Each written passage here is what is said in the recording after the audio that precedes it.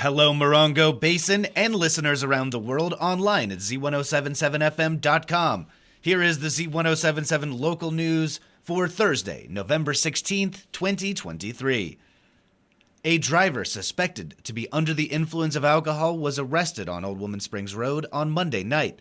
Shortly after 11 p.m., an officer with the California Highway Patrol contacted Jonathan Roca, 29, on Old Woman Springs Road, just north of 29 Palms Highway. The officer determined that Roca was driving under the influence of alcohol and arrested him. The arrest report indicates that Roca has prior arrests for driving while intoxicated, and in addition to charges of felony DUI, Roca is being charged with driving on a suspended license. Jonathan Roca was arrested for suspicion of driving under the influence of alcohol and booked into the West Valley Detention Center on $250,000 bail. A Yucca Valley man was killed in a dirt bike crash at Sunfair Dry Lake Bed earlier this month, and the community is holding a car wash to raise funds for his fiancée and children. Online news editor Robert Hayden has details. Gary Ray Dean Austin was involved in the crash on November 4th, where he sustained serious head injuries. He was hospitalized after the crash and succumbed to his injuries on November 11th. Austin was 22 years old and leaves behind a fiancé and 2 young children. Funds from the car wash will go toward funeral costs and providing financial support to the family during the difficult time. The car wash will be held on Saturday, November 18th at Solar Now, located at 56624 29 Palms Highway in Yucca Valley, and will run from 10 a.m. to 2 p.m. If you can't make the car wash fundraiser, you can donate to the family via an online fundraiser. You can see a link at this story at Z107.7fm.com. Reporting for Z107.7 News, this is Robert Hayden. The Morongo Valley Community Services District Board of Directors held their regular meeting last night in Covington Park's multipurpose room. Assignment reporter Gabriel Hart was in attendance and has this recap for us.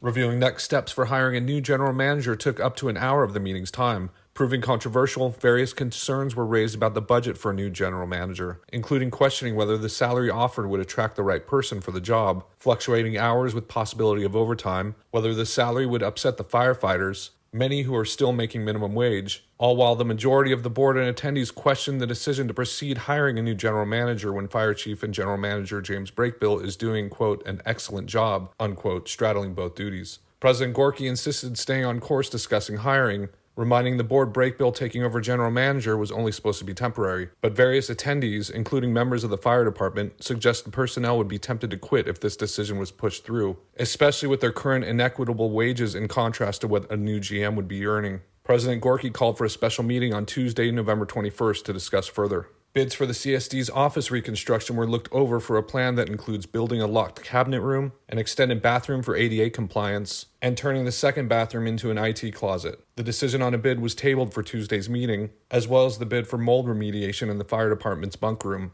Board members agreed that fixing the roof held precedent over the mold removal, with more rain on the horizon this winter. Reporting for Z107.7, this is assignment reporter Gabriel Hart. The San Bernardino County Land Use Services Department did a comprehensive study of the impact of short-term rentals on the housing market. Tonight, the County Land Use Services Department will discuss the study's results. Reporter Hillary Sloan will tell you how to participate in the conversation.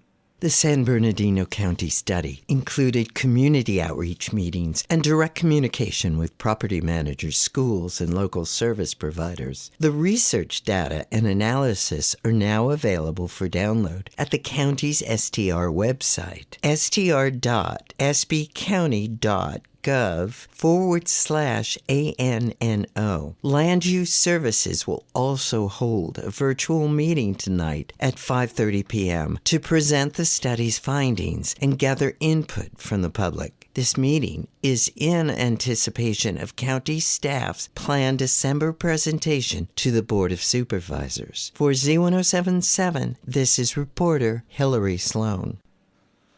The Basin Transit Board of Directors meets in regular session today to consider revisions to their budget and capital plan. They will recognize Basin Transit's Employee of the Quarter and hear comments from the public. The meeting begins at 5 p.m. at 62405 Verbena Road in Joshua Tree. Basin Transit will host its first Thanksgiving food drive tomorrow, and you are invited to contribute and help fill the bus. All day long, Basin Transit staff will be collecting non-perishable food items, turkeys, hams, and other holiday staples, and putting them in a Basin Transit bus to be delivered to the way station for distribution to needy families. The Basin Transit bus will be collecting food at the Walmart parking lot in Yucca Valley tomorrow from 7 a.m. to 7 p.m. Santa Claus himself is teaming up with the 29 Palms High School Interact Club, and the Big Jolly Man will be appearing in 29 Palms to meet with kids and take photographs. Santa will be at the Starbucks in 29 Palms tomorrow and Saturday, and photos will be $5 each, with funds raised benefiting the Interact Club and senior class. The Interact Club's annual Thanksgiving community food drive is this Saturday, and there's still time to sign up for a holiday meal. To get onto the list, call Reach Out Morongo Basin at 760-361-1410. Mara's Christmas Wish, the charitable organization that provides food, cards, and toys for children, will be holding their first volunteer meeting of the year tonight at the Yucca Valley Community Center. Everyone is invited to get involved in Mara's Christmas Wish tonight at 6 p.m. Some new things are happening in Yucca Valley. One of them is a requirement by the state of California for organics recycling. During Friday's Up Close show, Gary Daigneault spoke with Yucca Valley Mayor Rick Dennison and Town Manager Curtis Yakimo. Reporter Hillary Sloan rejoins us with a look at the new requirements.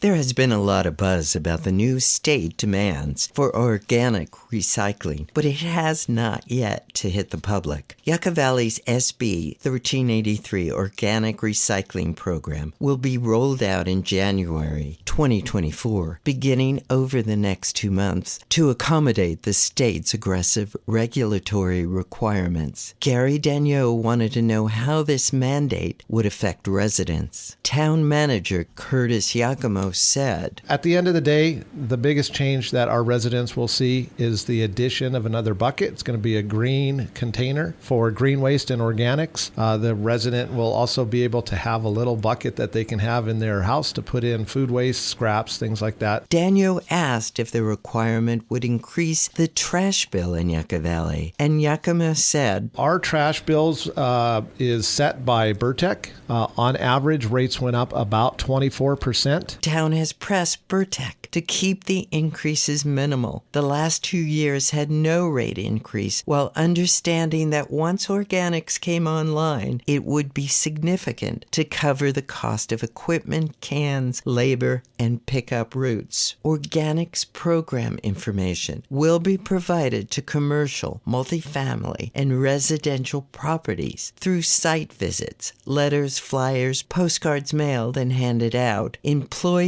tenant training webinars, live food scrap demonstrations, and information on the town's website. The town of Yucca Valley and Burtec will offer a live webinar on December 18th at 10 a.m., and a live food demonstration will be held in January. Listen to the Friday, November 11th Up Close show on Z107.7fm.com to hear more of the interview. For Z107.7, this is reporter Hillary Sloan.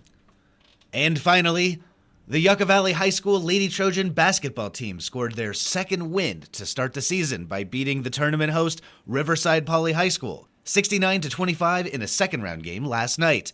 Senior Cadence Tarrant was a force again, scoring 23 points. She was followed by junior Taylor Monroy, who hit 6 three-point baskets on her way to 22 points.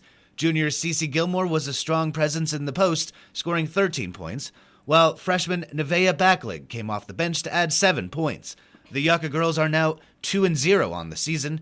They play Ayala High School from Chino in a third-round tournament game tonight at Riverside Poly High School. Tip-off is at 6:30 p.m. That's our local news. Hear local news 7 times a day, 7 days a week at 7, 8, 9, noon, 4, 5, and 6. If you hear news happening, let us know about it. Email us at tips@z1077fm.com. Reporting for the Morongo Basin News Leader, the award-winning Z107.7 Local News, I'm Jeff Harmetz.